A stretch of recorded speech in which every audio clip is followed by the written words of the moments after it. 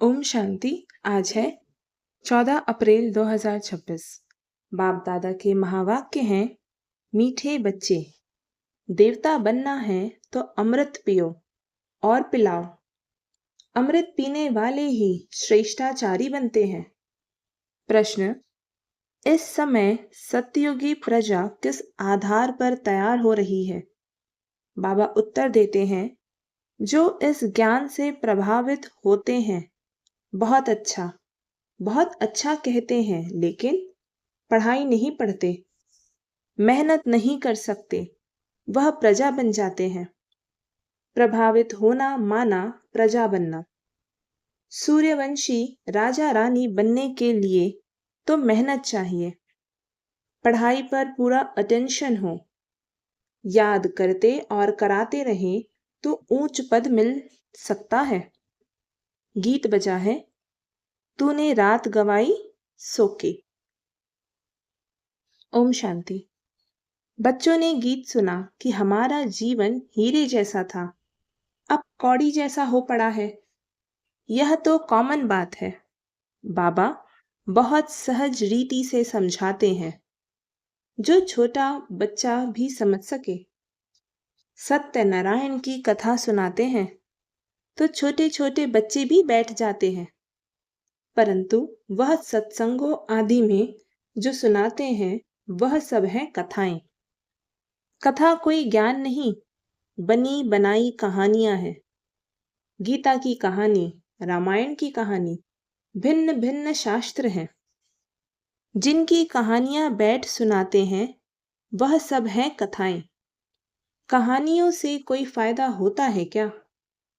यह है सत्यनारायण की अर्थात नर से नारायण बनने की सच्ची कहानी। यह सुनने से तुम नर से नारायण बन जाएंगे। यह अमर कथा भी हुई।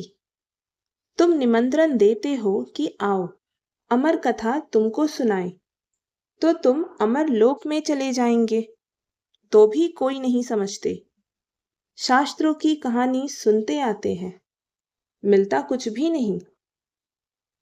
जाएंगे लक्ष्मी नारायण के मंदिर में, चलो दर्शन करके आए, महात्मा का दर्शन कर आए। यह एक रस्म रिवाज चली आई है। ऋषि मुनि आदि जो होकर गए हैं उनको माथा टेकते आए हैं। पूछो रचता और रचना की कहानी का पता है तो कहेंगे नहीं। अभी तुम बच्चे समझते हो कि यह रचता और रचना की कहानी तो बहुत सहज है। अल्फ और बे की कहानी है। भल प्रदर्शनी में जो आते हैं वे कहानी तो ठीक सुन लेते हैं, परंतु पवित्र नहीं बनते। समझते हैं यह विकारों में जाने की रस्म रिवाज भी अनादि है। मंदिरों में देवताओं के आगे जाकर गाते हैं, आप संपूर्ण निर्विकारी हो। फिर बाहर आकर कहते हैं विकार में जाना तो अनादि है। इस बिगर दुनिया कैसे चलेगी? लक्ष्मी नारायण आदि को भी तो बच्चे थे ना। ऐसे कह देते हैं तो ऐसों को क्या कहें? मनुष्य क्या लक़ब मर्तबा तो दे ना सके। देवताएं भी मनुष्य थे, कितने सुखी थे लक्ष्मी नारायण के राज्य में। तुम बच्चों को बाबा बहुत सहज बात बताते हैं। बरोबर यहाँ भारत में ही स्वर्ग था, लक्ष्मी नारायण का राज्य था, चित्र भी है। यह तो सब मानेंगे कि सतयुग में उन्हों का राज्य था, वहां कोई दुखी नहीं था, संपूर्ण निर्विकारी थे। उन्हों के मंदिर भी बड़े बड़े बने हुए थे। उन्हों को 5000 वर्ष हुए, अभी वह नहीं है। अभी तो कलयुग का अंत है। मनुष्य आपस में लड़ते झगड़ते रहते हैं। भगवान तो ऊपर ही रहते हैं निर्वाण धाम में। असल में हम आत्माएं भी वहां रहती है, यहाँ पाठ बजाने आती है। पहले हम लक्ष्मी नारायण के राज्य में थे, वहां बहुत सुख आनंद था। फिर हमको 84 जन्म लेने पड़े। गाया भी जाता है 84 का चक्र। हमने सूर्यवंशी में 1250 वर्ष राज्य किया।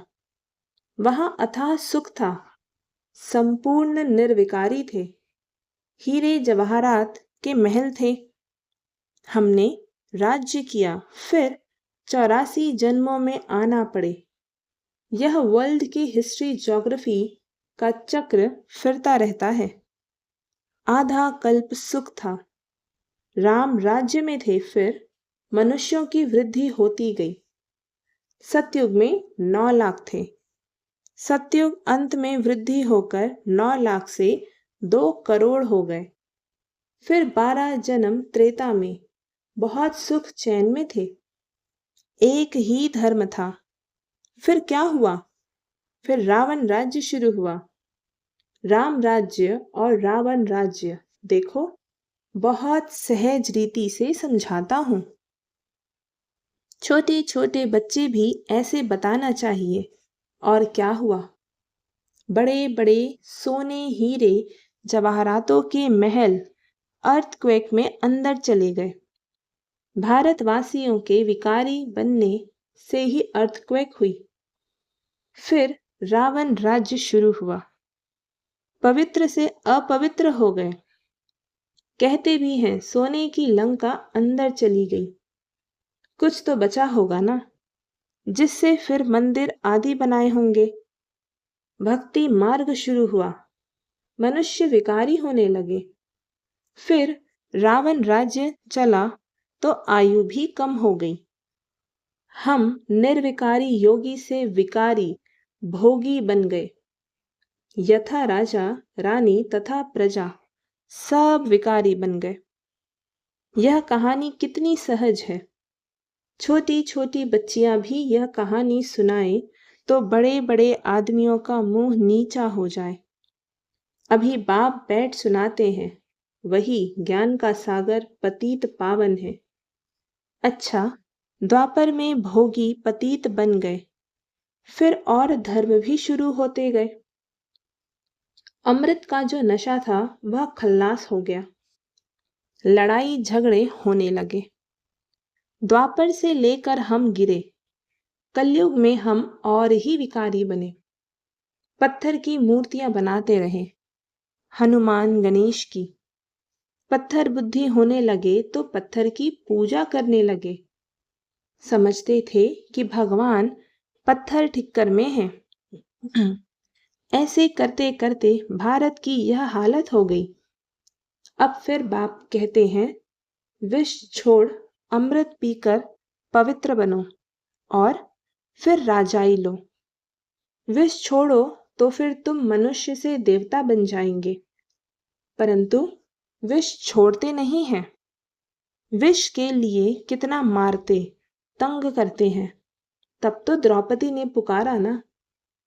तुम समझते हो कि अमृत पीने बिगर हम देवता कैसे बनेंगे। सतयुग में तो रावण होता ही नहीं। बाप कहते हैं जब तक श्रेष्ठाचारी नहीं बनेंगे स्वर्ग में नहीं आ सकेंगे।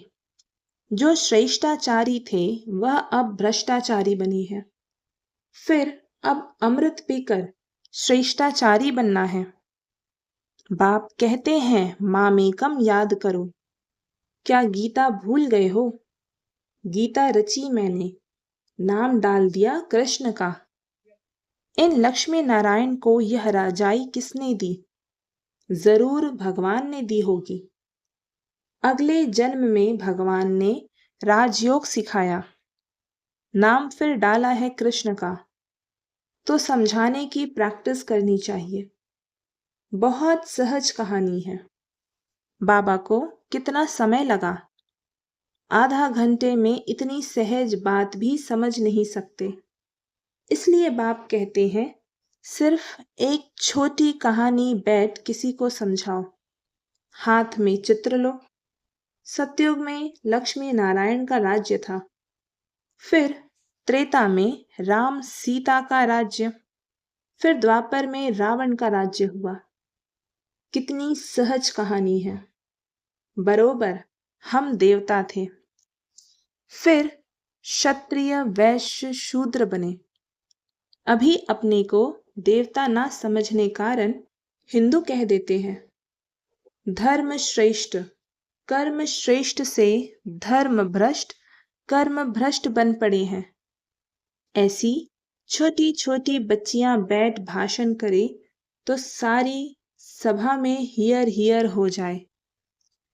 बाबा सभी सेंटर्स वालों को सुना रहे हैं, अब यह बड़े बड़े नहीं सीखते हैं तो छोटी छोटी कुमारियों को सिखाओ। कुमारियों का नाम भी है। दिल्ली बॉम्बे में बहुत अच्छी अच्छी कुमारियां हैं, पढ़ी लिखी हैं। उनको तो खड़ा हो जाना चाहिए। कितना काम कर सकती हो। अगर कुमारियां खड़ी हो जाए तो नाम बाला हो जाए। साहूकार घर की जो है वह मुश्किल हिम्मत रखती है। साहूकारी का नशा रहता है। दहेज आदि मिलता है तो बस कुमारियां शादी कर मुंह काला कर देती और सबके आगे झुकना पड़ता है। तो बाप कितना सहज समझाते हैं, परंतु पारस बुद्धि बनने का ख्याल ही नहीं आता। देखो जो नहीं पढ़ते हैं वह भी आजकल MP MLA आदि बन गए हैं। पढ़ाई से तो क्या क्या बन जाते हैं। यह पढ़ाई तो बहुत सहज है, औरों को भी जाकर सिखाना चाहिए, परंतु श्रीमत पर नहीं चलते तो पढ़ते भी नहीं हैं। बहुत अच्छी अच्छी कुमारियां हैं, परंतु अपना ही नशा चढ़ा हुआ है। थोड़ा काम किया तो समझती है हमने बहुत काम किया है, अभी तो बहुत काम करना है। आजकल फैशन में ही कुमारियां रहती है, वहां तो नेचुरल श्रृंगार रहता है। यहाँ तो कितना आर्टिफिशियल श्रृंगार करते हैं। सिर्फ बाल बनाने में ही कितने पैसे देते हैं। यह है माया का पाम्स। फॉल ऑफ माया रावण राज्य, फिर राइज ऑफ राम राज्य। अब राम राज्य स्थापन होता है, परंतु तुम मेहनत तो करो ना। तुम क्या बनेंगे? अगर पढ़ेंगे नहीं तो वहां जाकर पाई पैसे की प्रजा बनेंगे। आजकल के बड़े बड़े आदमी वहां की सब प्रजा में आ जाएंगे। साहूकार लोग सिर्फ अच्छा अच्छा कह अपने धंधे में लग जाते हैं। बहुत अच्छा प्रभावित होते हैं, फिर क्या? आखिर क्या होगा? वहां जाकर प्रजा बनेंगे। प्रभावित माना प्रजा। जो मेहनत करते हैं वह राम राज्य में आ जाएंगे। समझानी तो बहुत सहज है। इस कहानी के नशे में कोई रहे तो बेड़ा पार हो जाए। हम शांति धाम में जाएंगे, फिर सुख धाम में आएंगे। बस याद करते कराते रहना है, तब ही ऊंच पद पाएंगे।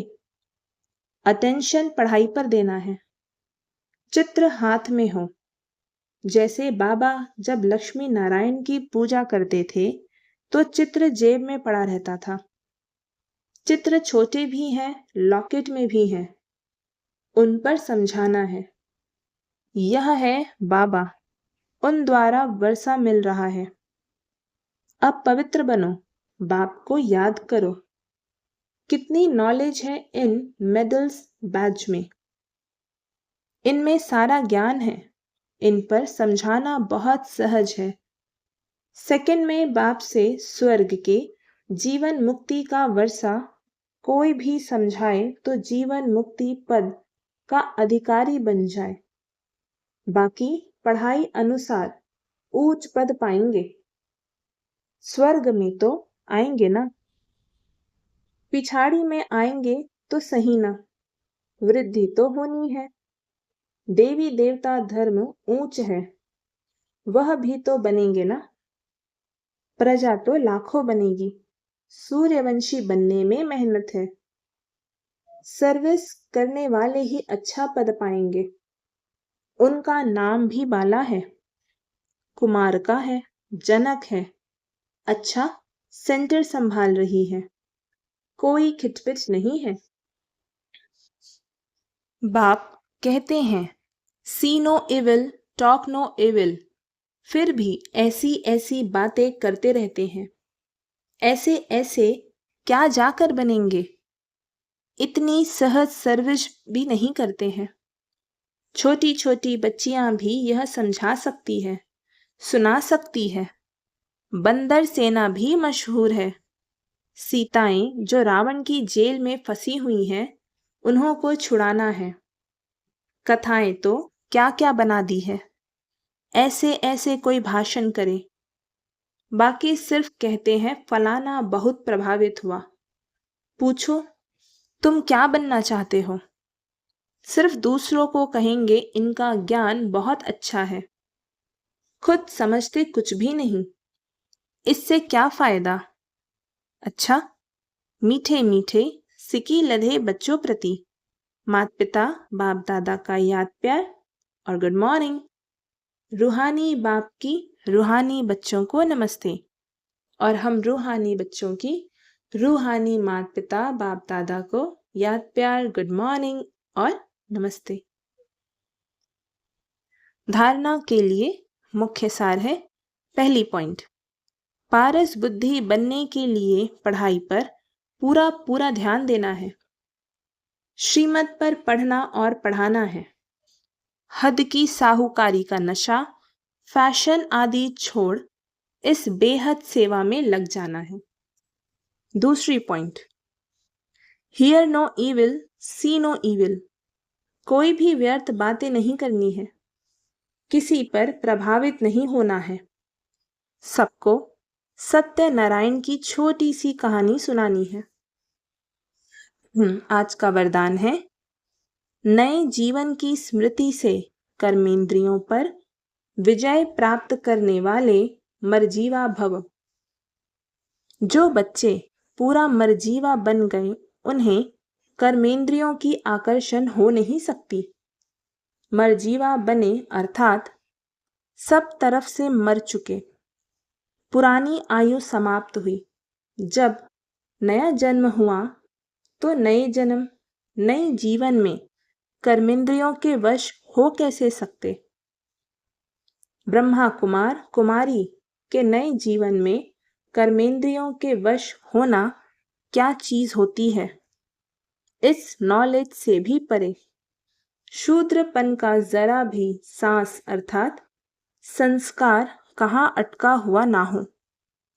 आज का स्लोगन, अमृत वेले दिल में परमात्मा स्नेह को समा लो, तो और कोई स्नेह आकर्षित नहीं कर सकता। ये अव्यक्त इशारे। महान बनने के लिए मधुरता और नम्रता का गुण धारण करो। संगठन में सफलता प्राप्त करने के लिए सदा नम्रचित्त के तख्त पर विराजमान रहो। इसी तख्त पर बैठ जिम्मेवारी का ताज धारण कर भविष्य की पदवी बनाओ। तख्त से उतरना नहीं, इसी पर बैठकर काम करो तो सफलता मिलती रहेगी। इसके लिए पहले आपका पाठ पक्का हो, इससे आपके संस्कार सबके साथ सहज ही मिल जाएंगे। अच्छा, ओम शांति।